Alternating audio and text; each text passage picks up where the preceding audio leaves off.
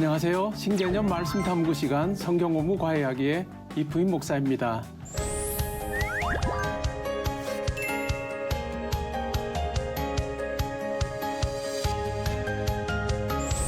저는 여러분의 과외 선생님이고요.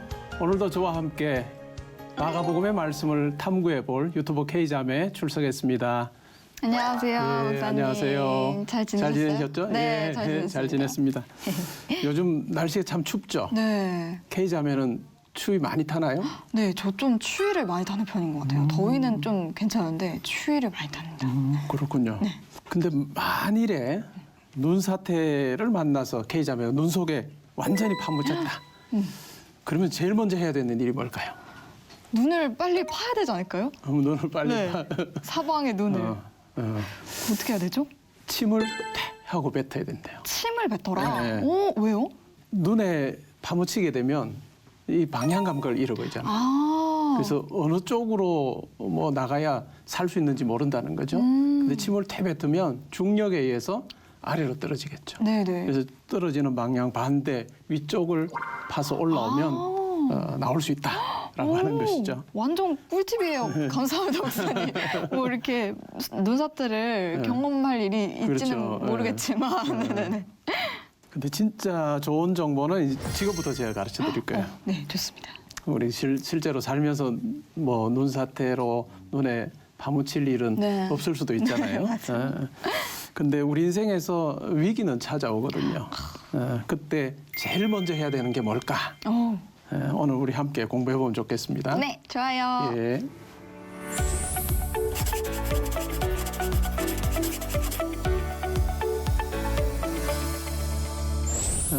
먼저 오늘의 퀴즈를 풀면서 지난 시간 배운 말씀 복습을 한번 해보죠. 네. 첫 번째 문제. 예수님께서 비유로 4개의 밭에 대해서 말씀을 해주셨는데 맞아요. 그 4종류의 밭이 뭘까요?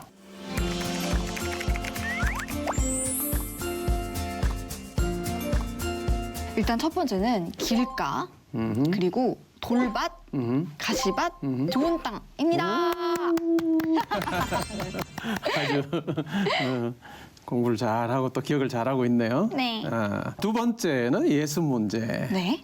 오늘 말씀에서 예수님과 제자들이 탄 배가 큰 광풍을 만났는데 예수님께서는 배 어디에 계셨을까요?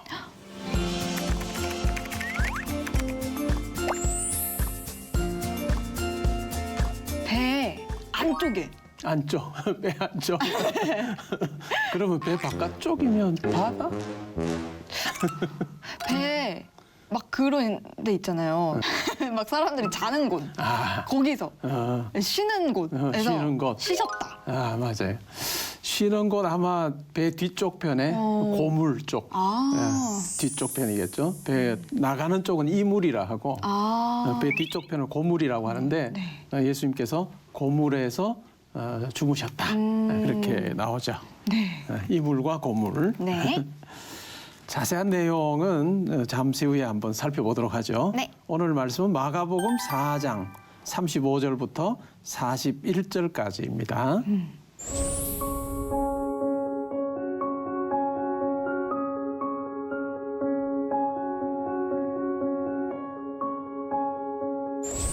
이 말씀을 보면서 많은 사람들이 인생의 풍랑에 대해서 생각을 했을 것 같아요. 네. 위기 없는 인생이 있을까요? 없지 않을까요? 크고 작든지 간에 다 있겠죠. 자기한테는 큰 위기니까. 다른 사람들이 보기에는 저 사람이면 위기가 없을 것 같다라고 해도 다 있다는 거죠. 맞아요. 그렇다면 중요한 것은 이 풍랑을 어떻게 다루는가라고 하는 것이 중요하겠죠. 네. 오늘 예수님과 제자들이 풍랑을 어떻게 다루었는가 우리가 살펴볼 텐데요. 먼저 35절, 36절을 한번 읽어볼까요? 그날 저물 때에 제자들에게 이르시되 우리가 저편으로 건너가자 하시니 그들이 무리를 떠나 예수를 배에 계신 그대로 모시고 가매 다른 배들도 함께 하더니 아멘. 아멘. 예수님께서 배에 계신 그대로 모시고 간 거죠. 다른 배들도 함께하고 있습니다.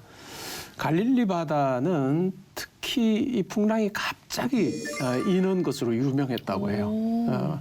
해수면보다는 한 200m 정도 이 갈릴리 이 수면이 아래에 있었다고 해요. 그리고 그 주변에 또 높은 산들로부터 내려오는 굉장히 찬 공기 그리고 그 바다 위에 있는 따뜻한 공기가 만나서 갑작스럽게 광풍이 일어나기도 했던 그 같은 뭐 바다 호수였다라고 하죠. 네. 근데 오늘 본문에 보면 갑자기 광풍이 불었다라고 네. 그렇게 이야기를 해요.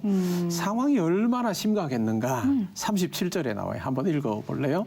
큰 광풍이 일어나며 물결이 배에 부딪혀 들어와 배에 가득하게 되었더라. 어떤 것 같아요? 이런 상황에 제자들이 어떻게 반응했을까요? 완전 무서웠을 것 같은데요. 아무리 그래도 거의 진짜 죽을 수도 있으니까. 그렇죠. 네, 네. 예. 제자들 중에는 실제로는 갈릴리 바다에서 고기를 잡았던 어부 생활을 했던 사람들도 있었죠. 네네. 그럼에도 불구하고 굉장히 두려워했던 것 같아요. 그렇죠? 네. 이런 상황에 제자들의 경우는 물을 막 퍼내면 그죠? 물을 막 퍼내고 그래도 뭐 그렇게 해서는 도무지 감당이 안 되는 거죠. 아마 아주 뭐 패닉 상태로 갔던 것 같아요. 근데 목사님, 네. 이때 배 크기가 얼마나 했을까요? 장정 한 10명 정도? 12명 정도 타는 배? 엄청 크진 않았네요. 엄청 크지는 않았죠. 그럼 더 위험하죠. 작으면. 그렇죠. 또 위험하죠. 대체로 이게 고기잡이 배였으니까 유람선이 아니고 네네. 고기 잡는 데 사용했던 배니까 그렇게 큰 배가 아니었던 거죠. 네. 그래서 제자들은 굉장히 힘들어하는데 예수님의 모습을 보면 예수님은 고물에서 베개를 메고 주무시고 계셨어요. 네. 복음서에서 예수님께서 주무셨다라고 하는 유일한 장면이에요. 네. 예수님 많이 피곤하셨나 봐요. 피곤하셨죠. 네. 피곤하신 예수님이 하나님 나라에 대해서 가르치시고 피곤하셔서 고물에서 주무시고 계신 굉장히 대조적이죠. 네네. 그런 예수님을 제자들이 깨우니까 예수님께서 어떻게 반응하셨을까요? 39절 한번 읽어볼래요? 예수께서 깨어 바람을 꾸짖으시며 바다더러 이르시되 잠잠하라 고요하라 하시니 바람이 그치고 아주 잔잔하여지더라. 아멘. 그게 꾸짖으시며의 동그라미. 네. 예수님 왜 바람에게 그냥 단순히 명령했다라고 하지 않고 꾸짖었다라고 그렇게 적고 있을까요? 원래 꿀잠 자고 있으면은 누가 막 이렇게 흔들어서 깨우면 조금 짜증나잖아요. 그래서 바람아 가만히 있어 이렇게 꾸짖으신 거 아닐까요? 네. 제자들이 깨우는데 제자들에게 화를 내지 못하고 오히려 그 원인이 네네. 바람에게 네네. 그 예수님한테 한번 여쭤봐요. 네. 하거든. 그 힌트가 35절에 있어요. 네. 35절에 보면 저편으로 건너가자라고 하는 내용이 나오죠. 네. 그날 저물 때 제자들에게 이르시되 우리가 저편으로 건너가자라고 그렇게 말씀하시는데 어디로 갔느냐 하면 5장에 보면 예수님이 가신 곳은 갈릴리 건너편이에요. 갈릴리 건너편인데 거라사인들의 지역에 들어가신 거죠. 네. 그곳은 이방인 지역이에요. 아. 결국 그곳에 가서 예수님께서 어떤 일을 하시는가 하면 군대 귀신 들린 사람을 아, 온전하게 해주세요. 그 돼지. 그렇죠, 그렇죠. 그래서 그 군대 귀신을 돼지에게 들어가게 허락하셨을 때 돼지들이 산비탈로 막 내려서 그냥 바다에 다 빠져 죽는 네. 그 놀라운 일을 행하셨던 곳이 바로 이 건너편이에요. 네. 그곳을 향해 지금 가고 계시는 거죠. 그래서 그 큰 일을 보았던 사람들이 대가볼리의 지역에 가서 전합니다. 네. 이게 쉬러 가시는 곳이 아니라 무엇을 위해서 가시는 걸까요? 복음을 전하기 위해서. 복음 전하기 위해서 가고 계시는 거죠. 네. 근데 이 일에 방해꾼이 있는 거예요. 방해꾼이 누구냐면 사탄인 거죠. 예수님께서 그곳에 가서 하나님 나라의 능력을 보여주지 못하시도록 하기 위해서 막으시는 거예요. 아. 그래서 이런 어떤 그 바람을 향해서 예수님께서 꾸짖으신다라고 네. 하는 거죠. 마가복음에도 보면 같은 단어가 여러 곳에 등장해요. 귀신들을 향해서 꾸짖기도 하시고 또 자기를 막아서는 베드로를 꾸짖으시는 그 같은 때도 사용이 되는데 이 바람을 꾸짖으시는 것은 실제로 사탄의 방해 그것을 향해서 예수님께서 꾸짖으시는 것으로 우리가 이해를 하면 되죠. 네네. 우리가 하나님 나라를 위해서 선한 싸움을 하려고 할 때 꼭 우리를 방해하는 것이 바로 사탄입니다. 네. 사탄이 방해를 하려고 하죠. 만약에 우리가 세상을 향해서 세상을 위해서 살고 나만을 위해서 살면 사탄이 방해할까요? 안 할까요? 안 할 것 같아요. 그냥 오히려. 내버려 두는 게 네, 낫죠. 네. 너 잘 살고 있다 이렇게 내버려 두면 왜냐하면 자기 권세, 자기의 네. 왕국을 그냥 넓혀가는 거니까 가만히 둔단 말이죠. 네. 그런데 이런 상황 가운데 있을 때 세상을 향해 갈 때는 또 하나님께서 우리에게 시련을 주십니다. 왜냐하면 그냥 내버려 두면 안 되는 거죠. 네. 그냥 내버려 두면 정말 하나님과 점점 더 멀어지고 세상과 짝하여 사는 그러한 모습들을 보면 하나님께서 택한 백성이면 그냥 두지 않으시는 거죠. 요나의 경우가 그렇죠. 요나의 경우가 하나님께 불순종할 때 하나님께서는 풍랑을 통해서 요나가 돌아오게 하시는 그와 같은 하나님의 섭리가 있었다라고 네. 하는 거죠. 그러면은 뭔가 하나님께서 이렇게 시련을 주시는 것도 다 우리를 사랑해서 그러시는 거네요. 그렇죠. 하나님께서 우리 인생에 시련을 주실 때는 우리를 향한 사인이죠. 사인. 네, 우리를 향해서 사인을 주시면서 그 지금에 가는 길을 멈추고 나와 함께하는 삶이어야 된다라고 그렇게 말씀하실 때가 있다는 거죠. 근데 목사님 궁금한 게 생겼습니다. 네. 그러면 내 삶에 어떤 조금 고난 같은 것들이 찾아왔을 때 이게 사탄의 방해인지 하나님의 사인인지를 어떻게 구분할 수 있죠? 실제로 그 상황에 딱 처해 있는 내가 어떠했는가를 살피는 게 중요해요. 내가 어떠했는가? 내가 정말 하나님을 위해서 살려고 막 하는데 주어지는 시련이 있다면 그것은 것이 방해하는 것일 수 있겠고요. 아니면 또 하나님께서 그 일을 통해서 더 놀라운 일을 행하시기 위해서 하시는 것일 수도 있고요. 그래서 내가 어떠한가. 네. 그런데 만약에 반대로 세상을 향해서 막 달려가고 있었다. 그때는 나에게 시련이 주어질 때는 하나님께서 나에게 주시는 사인이다 이렇게 생각을 하면 좋죠. 그러니까 그 상황에서 내가 어떠했는가, 내 중심에 뭐가 있었는가라고 하는 살피는 건 매우 중요하겠죠. 네.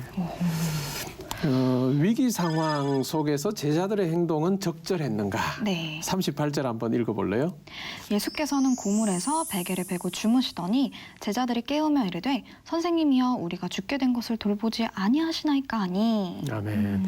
여기에서 제자들이 우리가 죽게 된 것을 돌보지 아니하시나이까 막 엄청나게 막 예수님께 가서 막 그랬을 거죠. 그럴 것 같아요. 네.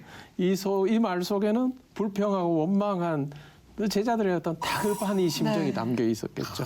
네. 약간 제자들이 좀 애가 타긴 했을 것 같아요. 정말 죽을 위기에 처해 그렇죠. 있는데 예수님은 잠이나 자고 계시고 네. 그렇잖아요. 그렇죠.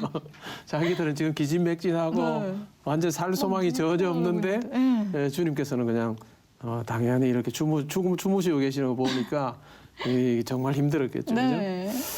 위기 상황에서 이렇게 막 낙심하고 절망하는 막 이야기를 하는 것이 당연한 것 아닌가라고 그렇게 생각할 수도 있는데 우리 주님은 그렇게 생각하지 않으셨던 것 같아요. 40절 한번 읽어줄래요? 이에 제자들에게 이르시되 어찌하여 이렇게 무서워하느냐 너희가 어찌 믿음이 없느냐 하시니.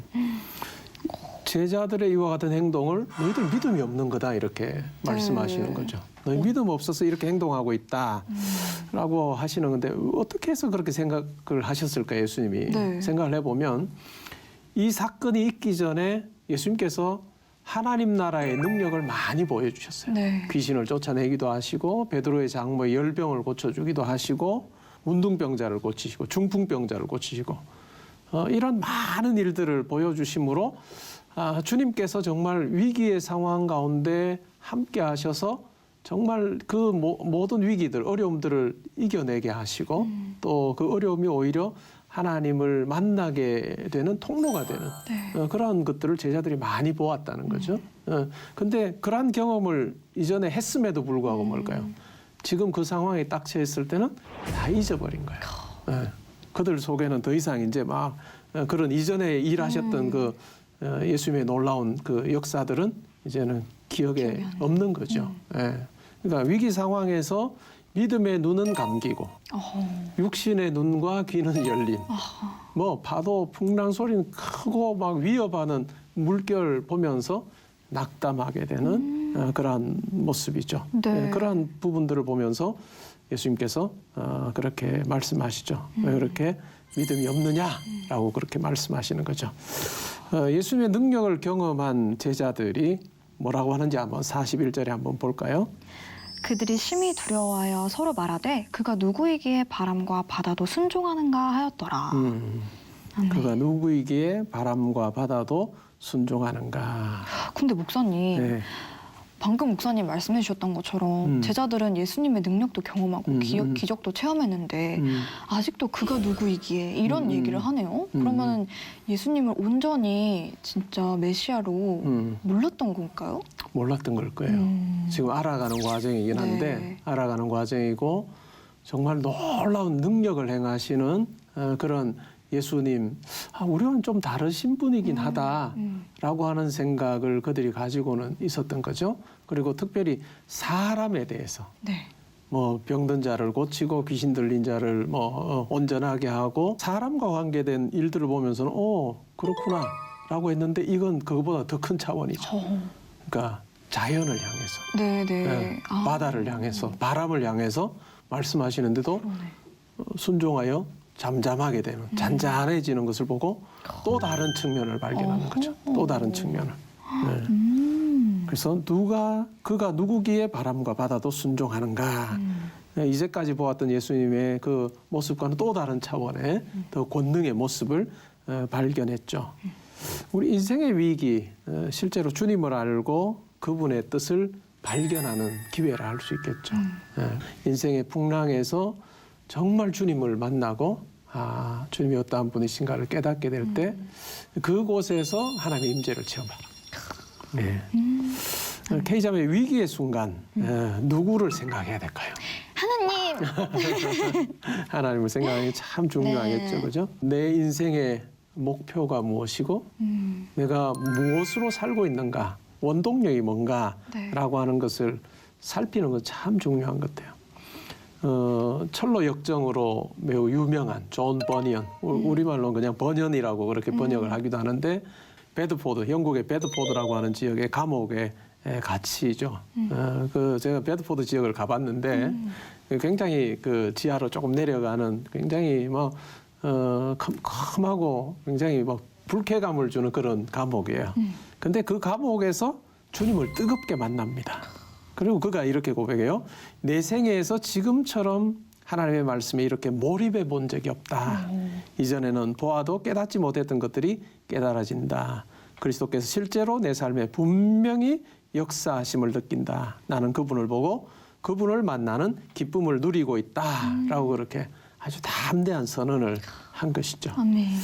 혹시 K자매도 이렇게 위기를 통해서 하나님을 더욱 깊이 알게 된 경험이 있었나요? 저도 몇 년 전에 제가 막 이제 유튜브를 하잖아요. 유튜버로서 어디 막 사역도 가고 막 간증도 하러 다니고 막 엄청 바빴을 때가 있었는데 그때 오히려 주님을 더 찾아야 되는데 더 안 찾는 거예요. 제가 바쁘다는 이유로. 그때 진짜 주님이랑 많이 멀어져가지고 너무 약간 지옥 같았어요. 진짜 그 삶이. 근데 진짜 정신 차리고 제가 그때 딱 선교를 가게 돼가지고 선교에서 깊게 주님을 체험한 다음에 주님 감사합니다 했던 그런 시간이 있었어요.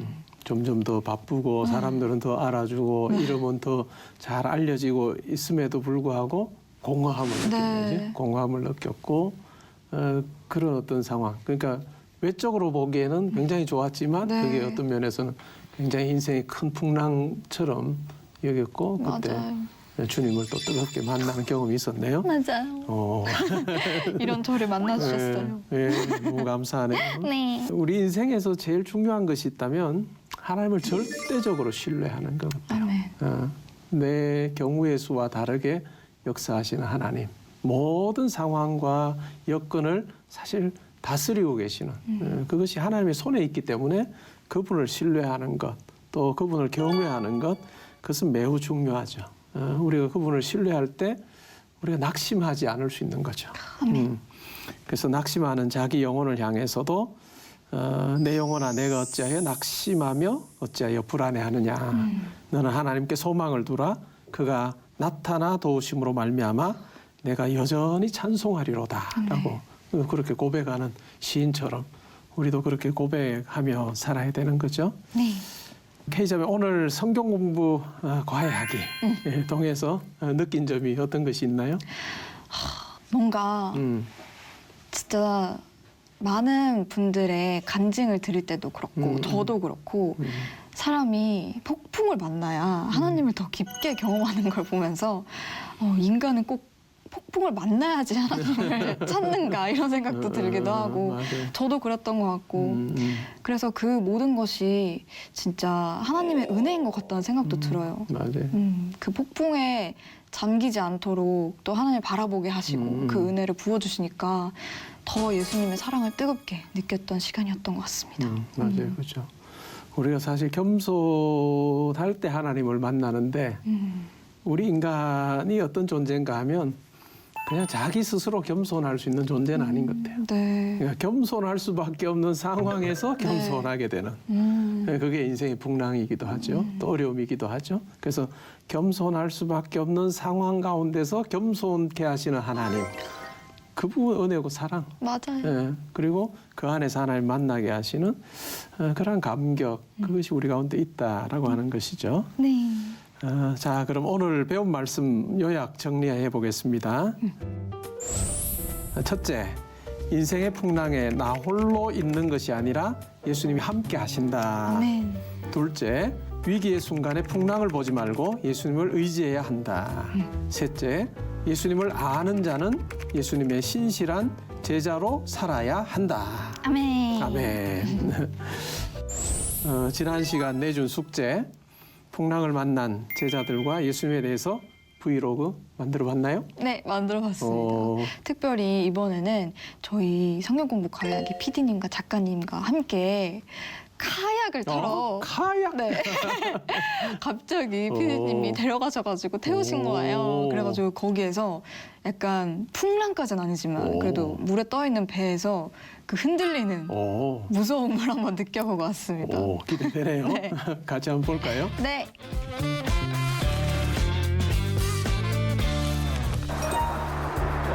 한강 여의도 쪽에 있는 곳이었어요. 여러분 안녕하세요. 그럼 저는 지금 큰 카약을 타러 왔습니다. 예수님과 함께 탔던 배에서 풍랑을 맞이하잖아요. 그 상황을 간접 체험하셔가지고 저 타라고 간접 체험하러 갔습니다. 정말 벌써 무서워요. 근데 아주 찐 열심이다. 네. 이거예요, 여러분. 저희 너무 작지 않아요? 너무 약간 그냥 플라스틱 같아가지고 너무 무서웠어요. 몸을 약간만 움직여도 이게 느껴지겠네요. 우리 인생에서 폭풍이 있을 때 그때 예수님을 진짜 신뢰한다면 이런 두려움이 없겠죠? 하나님이 나를 지으셨고 나를 빚으셨고 그 상품이 사랑이라는 것을 우리가 알기 때문에 그러한 하나님과 함께 있다면 이 폭풍, 이 고난도 사실은 하나님의 그 섭리, 사랑 안에서 폭풍이고 고난이지 않을 수 있는 거죠. 그렇기 때문에 우리는 더 이상 폭풍을 만나도 고난을 만나도 두려워하지 않을 수 있는 것 같아요.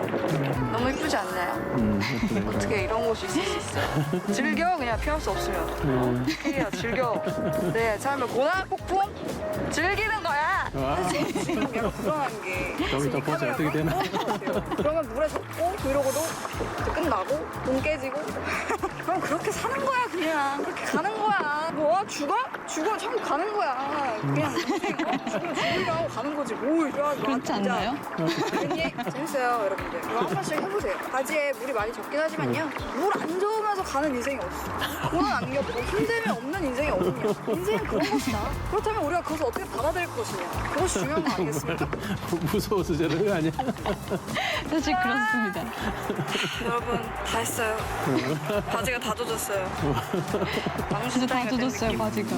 오. 그쵸? 없어요. 그게 다 젖은 하지만 인생은 그런 와중에도 예수님을 믿는 것. 이것이 인생. 와, 감사합니다. 야, 갈릴리 바다의 풍랑은 아니어도 네. 한강에서의 그 카약을 타면서 조금 더 무서워할 땐 소리가 더 커진 것 네, 같아요. 맞아요. 말이 많아지고. 말이 많아지고 이리 와봐 괜찮아 그러면서 맞아요. 아주 그렇습니다. 좋았어요. 네, 저도 아주 즐겁게 봤고 감사합니다. 네티즌들도 아주 이번에 거 아주 특별히 더 재밌게 봤을 것 같은데 반응이 어땠어요? 네. 우리 구독자님이 PD님은 무리 걷기 체험 콜 이렇게 해주셔가지고 PD님이랑 무리 걷기 체험 한번 가봐야 될 것 같습니다. 좋네요. 네. 이런 간접적으로 체험하는 거 너무 좋아요. 일상에서 말씀을 떠올려 볼 수 있는 좋은 씨앗들이 될 것 같거든요. 너무 웃겨요. K님 너무 좋아요. 예수님만 절대적으로 신뢰하는 믿음. 하나님을 즐기자. 나는 죽어도 천국이다. 아멘, 아멘. 폭풍을 만날 때 주님이 주신 뜻을 발견하며 하나님의 사랑을 경험하기 원합니다. 그리고 어떤 분은 영상이 너무 좋아요. 근데 어떻게 하면 하나님을 더 사랑하게 될 수 있을까요? 하나님을 사랑하는 마음보다 불평하는 마음이 더 커져서 어떻게 해야 될지 모르겠어요 하고 남겨주셨어요. 어떻게 하면 폭풍보다 하나님을 바라보고 더 사랑할 수 있을까요, 목사님? 하나님께서 우리 삶에 베풀어 주신 사랑을 기억을 하는 것이 제일 중요한데 네. 그 사랑을 기억함에 있어서는 근원으로 올라가는 것. 아드 폰테스라고 해서 네. 물 근원으로, 샘 근원으로 올라가는 이 여기서 말하는 샘 근원은 우리가 예수님을 만난 그 사건을 기억하는 거죠. 네, 그리고 네. 예수 그리스도를 통해 십자가를 통해서 내 영이 죽었다가 살아난 그 놀라운 사건을 항상 기억하는 것. 사도 바울의 경우에도 내가 정말 예수의 십자가가 내 매일의 삶에 필요하다 이렇게 고백했거든요. 맞아요. 그래서 그런 식의 정말 하나님의 사랑, 근본적인 하나님의 사랑을 네. 우리가 잊어버리지 아니하는 것. 그게 매우 중요할 것 같아요. 아멘. 아멘. 오늘도 정말 삶의 능력이 되는 귀한 말씀해 주셔서 감사합니다, 목사님. 예, 저도 즐거운 시간이었습니다. 네. 다음 시간에는 혈루증을 앓은 여인의 믿음에 대해서 공부해 보겠습니다. 네. 다음 브이로그 기대하겠습니다. 네, 알겠습니다. 네, 파이팅입니다. 네. 오늘 성경 공부 화해하기에서는 폭풍의 바다 위에 떠 있는 우리의 배에 함께하고 계신 예수님에 대해서 공부해 봤는데요. 위기의 순간 풍랑을 보지 마시고 주님을 전적으로 신뢰하시길 축복합니다. 함께해 주신 여러분 고맙습니다.